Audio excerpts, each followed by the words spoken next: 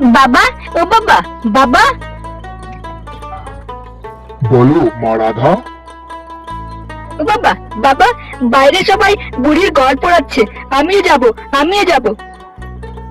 হ্যাঁ মা, কাল দোল পূর্ণিমা, তুমি অবশ্যই যাবে। যাও তাহলে, সাবধানে। কি মজা, কি মজা, কি মজা, কি মজা, কি মজা, কি মজা, কি মজা, কি মজা।